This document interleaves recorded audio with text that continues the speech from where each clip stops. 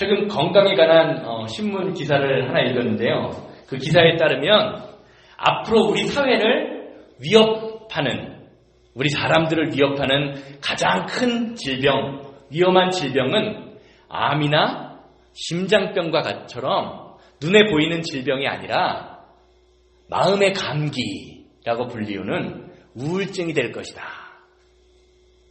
암이나 이런 것들은 수술이나 약으로 정복이 되지만 우울증은 뇌의 감정을 조절하는 이 기능의 변화가 생겨서 부정적인 기능이 나타나는 병인데 사람이 정상적인 일상생활을 할 수 없게 만들고, 또 문제는 이게 다른 질병처럼 눈에 보이는 것이 아니기 때문에 우울증을 겪는 본인이나 주변에서도 증상이 심해지기 전까지는 대수롭게 생각하지 않는 경우가 참 많이 있다라고 합니다. 그리고 더 심한 문제는 현대의 많은 의사들이나 과학자들이 이러한 우울증의 원인을 밝혀내기 위해서 백방으로 노력을 하고 있지만 아직까지 우울증의 원인을 발견해내지 못하고 있다고 합니다. 한국의 경우에는 2017년 한 해에만 일상생활을 하지 못하는 심각한 우울증으로 진단을 받은 사람이 60만 명이래요. 60만 명. 국민 전체로 볼 때 4명 중에 1명, 25%가 태어나서부터 죽을 때까지 한 번 이상 우울증, 불안함, 정신건강의 문제를 경험하게 된다고 합니다. 그리고 또 우리가 지금 살고 있는 미국의 경우는요, 18세 이상의 성인의 12%가 현재 우울증과 관련된 약을 복용하고 있다라고 이야기를 합니다. 이렇게 본다면요, 우리가 살면서 겪게 되는 우울한 감정이나 부정적인 감정 등은요, 꼭 강 건너 남의 불구경하듯이 생각할 남의 문제만은 아닌 것 같다라는 생각이 듭니다. 왜냐하면 꼭 의사를 만나서 받게 되는 병적 진단, 당신은 우울증입니다라는 그러한 병적 진단은 아닐지라도 우리가 살면서 우리 가운데 우울한 기분, 부정적인 기분을 가지고 살아가는 분들이 참 많이 있기 때문입니다. 실제로 저와 여러분들, 우리의 삶을 가만히 들여다보면요, 산다는 것 그 자체가 그렇게 만만하지만은 않다라는 생각이 들어요.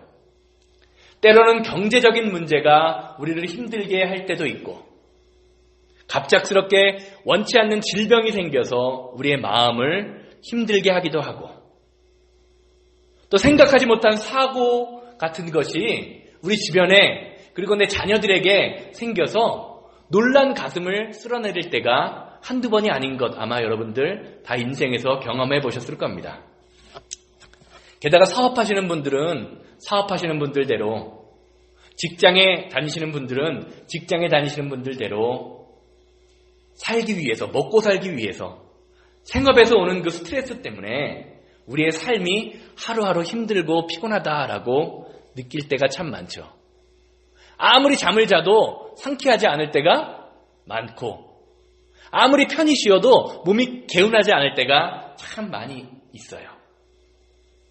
주변 사람들을 보면 다 걱정들 없이 잘 사는 것 같은데, 내 삶을 가만히 돌아보면 너무 힘든 일이 많고 처리할 일들이 산더미처럼 쌓여 있어서 어디 멀리 도망갈 때만 있으면 다 내려놓고 도망가고 싶다라는 생각을 하루에도 몇 번이나 하시는 분들이 아마 있을 거예요. 또 우리가 삶을 살다 보면 어떻습니까? 지금 당장 내가 삶이 바닥을 치는 경험을 하는 것은 아닐지라도 우리에게는요, 너나 없이 삶의 절망과 고통을 느끼게 하는 일들이 참 많이 있어요. 오늘은 이렇게 마음 가운데, 마음 한켠에 절망과 불안을 안고 하루하루를 살아가고 있는 여러분들에게 하나님이 주시는 위로의 말씀과 소망의 말씀을 전하고 싶습니다. 오늘 본문 말씀, 시편 42편의 지은이, 저자는 성경에 나와 있기를 고라의 자손이라고 쓰여 있습니다. 그런데 학자들이 아무리 연구를 해봐도요, 고라의 자손이 누구인지는 정확히 나와 있지가 않습니다. 어떤 성경학자들은 고라의 자손이라고 이야기한 사람이 다윗이라고 주장을 하기도 하지만, 저자가 누구이건 간에 누가 썼느냐 하는 것은 그렇게 중요하지 않고, 한 가지 분명한 사실은 시편 42편의 이 지은이가 지금 현재의 마음이 몹시 난망하고 불안해하고 힘들어하고 상해 있다라는 거예요. 오늘 본문 말씀 시편 42편 5절, 11절, 그리고 한 장 넘어가서 43장 5절에 똑같은 탄식을 반복하고 있어요. 5절 말씀 한번 보시기 바랍니다. 내 영혼아, 내가 어찌하여 낭망하며 어찌하여 내 속에 불안해하는고. 지금 마음이 어떻다는 거예요? 낭망하고 절망해하는 거예요. 불안해하고 있습니다. 4절 마지막 부분에는 이런 말씀이 나오죠. 이제 이 일을 기억하고 내 마음이 상하는도다. 어떠한 이유에선지는 모르지만 지금 마음이 상해 있어요. 불안해하고 있어요. 낭망하고 좌절하고 있습니다. 왜 이 시편의 기자가 이렇게 고백하고 있을까요? 오늘 말씀을 가만히 살펴보면요, 시편 42편의 저자가 절망하고 있는 이유는 지금 나 자신이 처해져 있는 상황을 바라보고 주변 사람들의 소리를 듣기 때문입니다. 오늘 본문 말씀 4절 5절 말씀 가만히 보면 뭐라고 이야기합니까? 이 지은이가 계속 이야기하는 말이 뭡니까? 나 계속해서 나를 바라보고 있어요. 어떤 성경학자는요, 그의 주석에 이르기를 시편 42편 43편에서 이 시편을 쓴 저자가 나라는 I라는 1인칭을 무려 51번 짧은 글 속에 나를 생각하는 글, 내가 어떻게 한다라는 것을 51번이나 쓰고 있다고 이야기합니다. 즉 저자가 나라는 말을 이렇게 계속적으로 사용하는 이유는 지금 내 안에 갇혀있다라는 거예요. 자기 안에 갇혀있다라는 겁니다. 현실 앞에서 무능한 자신을 볼 때 낭망하게 되고 마음이 가라앉았다라는 거예요. 여러분들 어떻습니까? 내가 처리할 수 없는, 내가 감당할 수 없는 그런 현실 앞에서 내가 아무것도 할 수 없을 때 내 마음이 낭망되지 않습니까? 내 마음이 정말 힘들지 않나요? 그리고 이런 사람들의 특징이 뭡니까? 과거의 자신과 현재의 자신을 비교하죠. 4절 말씀 한번 보세요. 내가 전에 성의를 지키는 무리와 동요하여 기쁨의 찬송의 소리를 바라며 저희를 하나님의 집으로 인도하였더니 이제 내가 이 일을 기억하고 내 마음이 상하는도다. 내 마음이 지금 안 좋다라는 거죠. 왜요? 과거와 지금, 현재 자기가 처한 환경을 서로 비교할 때 그렇다라는 거예요. 내가 옛날에는 내가 사랑하는 사람들과 함께 하나님의 전에 드나들면서 하나님을 찬송하고 하나님의 은혜를 받고 살았었는데, 다른 사람들을 예배의 자리로 인도했는데 그것이 참 행복했었는데 이제는 그렇지 못하다라는 거예요. 우리나라 노래에도 있죠. 옛날이요. 옛날을 바라보고 옛날의 추억만 곱씹고 있는 거예요. 그런데 이렇게 옛날을 추억하는 과거의 행복이 지금 현재의 지은이 저자를, 현재의 나를 더 힘들게 만들고 있다는 겁니다.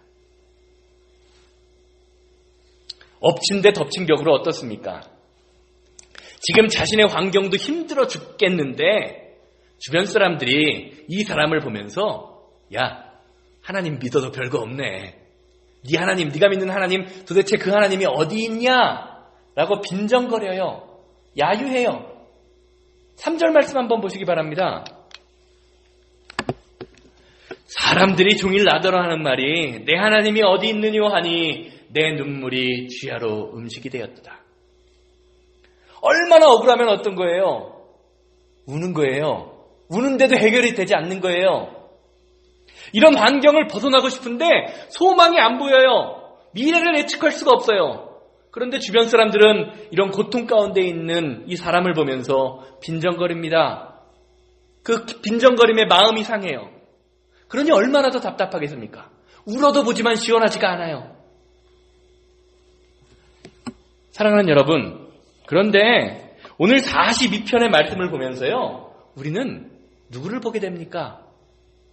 혹시 이 시편 42편을 쓴 지은이 저자의 처지가 나랑 비슷하구나라는 생각이 들지 않으십니까? 아니, 그런 생각이 들지 않더라 하더라도 그래, 인생이란 참 힘든 거지, 인생이란 어려운 거지 라고 하면서 공감하는 마음이 좀 조금이라도 들지 않으십니까? 그리고 또 한 가지 드는 생각은요, 하나님의 사람도 이렇게 낭망하는구나. 그래, 나도 이렇게 과거에, 아니 지금 이렇게 낭망하고 좌절하고 있지 라는 생각이 들기도 합니다. 사실 우리가 이 땅에서 살다 보면요, 내가 어찌할 수 없는 암담한 현실이나 무능한 자아, 그리고 내 주변 사람들과 나를 비교하면서 초라해 보이는 나 자신의 모습을 보게 됩니다. 그게 인생이에요. 부끄러운 말씀이지만 사실 저도 목사이지만요, 시편 기자들처럼, 이런 시편 기자처럼 이렇게 낭망할 때가 많이 있어요. 목회자로서 성도님들의 삶에 대해서 듣고 보게 되지요. 그중에는 좋은 소식도 있지만 마음을 무겁게 하는 힘들고 어려운 소식들도 많이 있습니다. 질병 때문에, 관계 때문에 하루하루 자신 앞에 놓인 그 무거운 십자가를 등에 지고 힘들어서 어쩔 줄 몰라 하는 성도님들의 모습을 보면요, 마음이 답답해지면서 하나님 왜 이렇게 두십니까? 왜 이대로 이렇게 두십니까? 좀 해결해 주셨으면 좋겠습니다라는 생각이 마음속에 들면서 마음이 무거워지기도 해요. 또 어쩔 때는 저 자신을 목사가 아닌 하나님 앞에서 한 사람의 성도, 하나님 앞에 그 하나님의 자녀로서 저 자신을 바라볼 때 참 마음이 무거워요. 왜냐하면요, 저 자신이 하나님 앞에서 너무 형편이 없기 때문에 그래요. 목사라고 하는데 좀 더 말씀 앞에 바로 서서 겸손하고 좀 온유해야 되는데, 저를 보기만 해도 성도님들이 저 목사님을 보면 예수님을 보는 것 같아 라는 마음이 들어야 되는데, 제가 봐도 저 자신이 예수님 같지 않으니까요. 이건 예수님의 모습이 나타나는 것이 아니라 제 자아가 앞서서 우리 성도님들이 제 모습을 보고 실망시켜드리는 것은 아닌가라는 생각을 할 때가 한두 번이 아니에요. 맨날 제가 어떤 이야기를 하거나 어떤 걸 하면요, 전 제 아내한테 집에 가서 혼나요. 목사가 그러면 안 된다고. 그런데 우리에게 위로가 되는 것은요, 성경을 보면요, 놀랍게도 성경에 나온 사람들 치고 낭망하거나 좌절하지 아니한 사람이 한 사람도 없다라는 겁니다. 위대한 신앙인들, 위대한 하나님의 사람들 가운데에도 불안해서 떨지 아니한 사람이 아무도 없어요. 그들이 하나님을 믿는 신실한 믿음이 있어도 그들은 떨었고 두려워했고, 하나님을 그렇게 섬겼던 그들도 불안해서 잠을 자지 못할 정도로 걱정했던 사람도 있고, 심지어 위대한 선지자 중에 선지자라고 불렸던 엘리야마저도 어떻습니까? 그 작은 왕비 이세벨 앞에서 두려워 떨며 하나님 앞에, 하나님 나를 좀 제발 죽여주십시오라고 고백하며 기도했습니다. 사랑하는 여러분, 이렇듯 누구나 이 땅에 사노라면 낭망하고 좌절하고 고통을 겪게 되는 것이 인생입니다. 좌절, 절망, 낭망, 낙심, 이런 것들 살면서 지금까지 나는 한 번도 안 해봤다라고 고백하실 수 있는 분 있으신가요? 아니, 절망, 낙심, 좌절이라는 단어가 우리의 삶에서 너무 익숙하지 않으십니까? 그래서 위대한 철학자이며 신학자였던 키에르키고르는요, 이렇게 이야기했어요. 불안은 인생의 조건이다. 그냥 사람이 살아있으면 그냥 불안한 것이 당연하다라는 거예요. 그런데 이렇게 불안한 우리, 좌절하고 낭망할 수 없는 우리, 이런 사람들이요, 하나님 앞에 있을 때에는요, 하나님 안에 있을 때에는 불안 가운데 있지만 특별하고 다른 점이 한 가지 있음을 기억하시기 바랍니다. 그것은 우리가 처리할 수 없는 불안 때문에, 그 낭망 때문에, 그 좌절 때문에 하나님의 사람들은요, 하나님을 찾게 됩니다. 불안하면 불안할수록, 낭망하면 낭망할수록, 좌절하면 좌절할수록 더 간절히 하나님을 부르는 게 바로 하나님의 사람들이에요. 이것이 바로 믿음을 가진 사람들, 믿음의 신비입니다. 분명 세상 사람들의 눈에는 낭망하고 좌절할 일인데 예수 믿는 사람들에게는요, 그것이 하나님 앞에 무릎 꿇게 만드는 믿음의 도구가 됩니다. 이런 측면에서요, 하나님을 믿는 사람들에게 정말로 중요한 것은요, 나에게 지금 어떠한 일들이 일어났느냐, 무슨 일이 나에게 벌어졌느냐가 중요한 것이 아니라 어떠한 일이 나에게 벌어졌을 때 그 일에 어떻게 반응하고 있느냐가 더 중요합니다. 오늘 시편 기자를 한번 보시기 바랍니다. 내게 주어진 상황이 너무 낭망되고 불안하기 때문에 5절 11절에서 똑같은 말을 반복합니다. 내 영혼아, 내가 어찌하여 낭망하며 내 속에서 불안해하고 있느냐. 자기 자신에게 지금 그렇게 이야기하는 거예요. 이게 지금 그 앞에 놓인 현실입니다. 이게 그가 처한 상황이에요. 너무 힘들고 불안해서 낭망하고 좌절하고 떨고 있어요. 그런데 이 시편 기자는요, 그러한 상황 앞에서 지금 어떻게 반응하고 있습니까? 5절 말씀 마지막 절 보면 이렇게 이야기하죠. 너는 하나님께 소망을 두라. 어떻게 반응하고 있죠? 하나님께 소망을 두고 있죠. 사랑하는 여러분, 상황이 힘들어서 낭망하고 좌절되는 그때, 한편 마음 한켠에서는 좌절되고 힘든 마음이 있지만 내 영혼의 다른 한편에서는 뭐라고 반응하고 있습니까? 그래, 힘들지만 외롭지만 다시 한번 하나님을 보는 거야. 내 영혼아, 불안하지? 힘들지? 어렵지? 다시 한번 하나님을 찾아보자. 힘내자라고 이렇게 스스로 외치고 있는 겁니다. 사랑하는 여러분, 이러한 삶이 바로 하나님의 자녀들이 가진 믿음의 비밀입니다. 그래서 하나님을 찾는 저자의 모습, 그리스도인들의 모습을요, 1절에서는 참 재미있는 비유를 들어서 설명하고 있어요. 1절 말씀 한번 보시기 바라요. 하나님이여, 사슴이 시냇물을 찾기에 갈급함같이 내 영혼이 주를 찾기에 갈급하나이다. 사랑하는 여러분, 좌절 가운데 있으십니까? 고통 가운데 있으십니까? 그럼 지금 어떻게 반응하고 계십니까? 신앙을 가진다는 것은요, 나를 바라보는 것이 아니라 하나님의 능력을 바라보는 것입니다.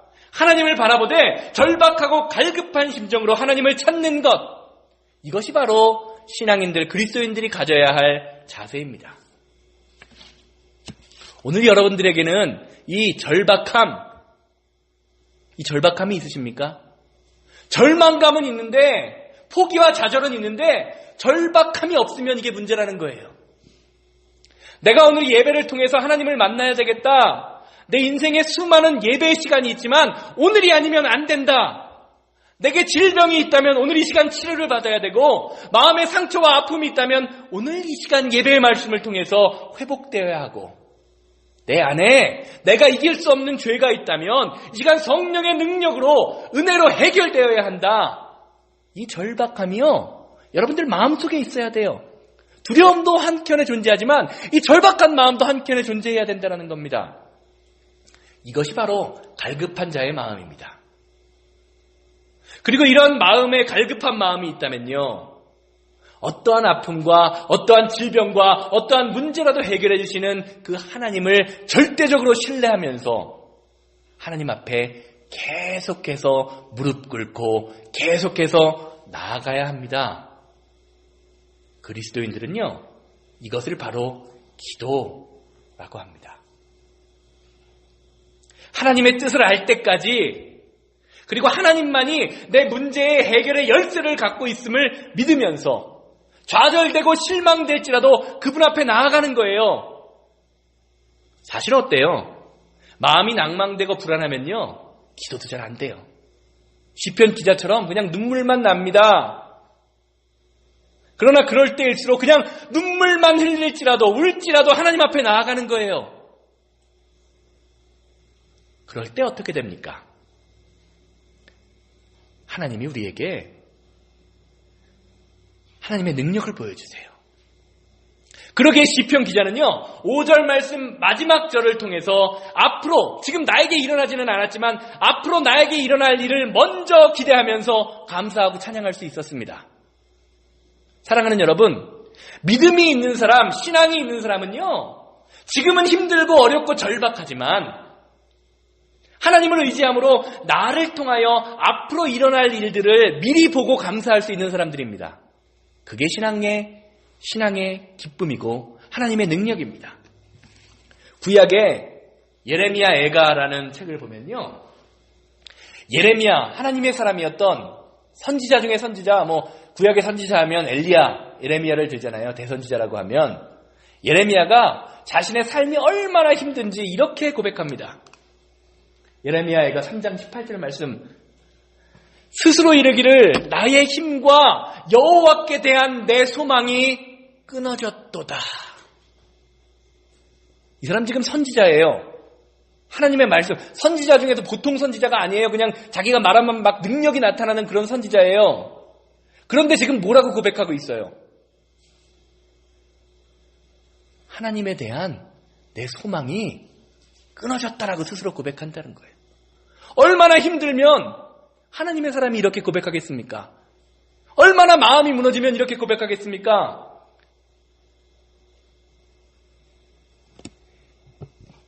이스라엘이 무너지는, 이스라엘이 망하는 것을 보고 지금 이렇게 선지자가 말하는 거거든요. 그런데 실망하지 않고 계속 기도했더니 바로 뒷장 5절 뒤에 가서는 이렇게 고백해요. 이것이 아침마다 새로우니 주님의 성실이, 주의 성실이 크도로소이다. 사랑하는 여러분, 하나님의 백성, 예레미야가 이스라엘 백성들을 바라볼 때 하나님의 사람들, 이스라엘 백성들이 이방인들의 포로가 되고 예루살렘 성전이 무너지는 고난과 고통의 상황을 바라보니까 내 마음속에 있던 하나님의 고난, 하나님에 대한 소망 자체도 사라져버렸다는 그 고백하는 거예요. 그런데 그럼에도 불구하고 마음 한켠에 하나님에 대한 소망을 여전히 붙들고 기도했을 때 예레미야는 무엇을 본 것입니까? 믿음의 눈으로 장차 하나님이 회복시켜 주실 예루살렘과 이스라엘의 회복을 볼 수 있었던 거예요.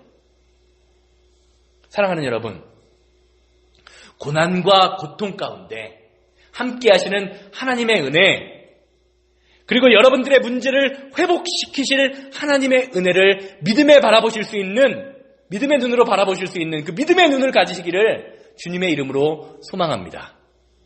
결론적으로 말씀드리겠습니다. 우리에게 주어진 고난, 절망의 상황이 하나님에 대한 소망을 가져온다라는 것을 깨달았던 사도 바울은요, 이렇게 고백합니다. 로마서 5장 3절 4절 보시기 바랍니다. 다만 이뿐 아니라 우리가 환난 중에도 즐거워하나니. 다 같이 읽을게요. 여기서부터 시작. 이는 환난은 인내를, 인내는 연단을, 연단은 소망을 이루는 줄 알미로다.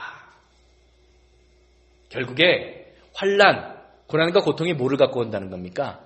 소망을 가져다 준다는 거죠. 사랑하는 여러분, 뭐가 여러분들의 인생을 힘들게 만들고 계십니까? 무엇이 여러분들을 절망으로 지금 이끌고 계십니까? 내게 주어진 상황만 바라보지 마시기 바랍니다. 남들이 나에게 하는 소리에 귀 기울이지 마세요. 그것이 그렇게 멋있고 그럴듯하게 들릴지라도 여러분들의 영혼을 상하게 하고 더 깊은 절망감에 빠지게 만듭니다. 그러한 절망감으로 울고 있으면요, 좌절되고 낭망돼 있으면요, 그렇게 이야기하는 사람들이 보고요, 공감하는 게 아니라 비웃습니다. 여러분, 하나님 믿는데 별거 없네. 대신에 여러분들에게 회복과 소망을 주시는 그 하나님의 능력을 믿음의 눈으로 바라보시기를 주님의 이름으로 소망합니다. 그래서 절망 가운데, 고통 가운데 갖게 됐던 시편 기자의 그 마지막 고백, 그 고백이 저와 여러분들의 고백이 되기를 주님의 이름으로 소망합니다. 시편 42편 11절 말씀 다 같이 읽겠습니다. 내 영혼아, 내가 어찌하여 낭망하며 어찌하여 내 속에 불안하여 하는고, 너는 하나님께 소망을 두라. 나는 그가 나타나 도우심으로 말미암아 내 하나님을 여전히 찬송하리로다. 아멘.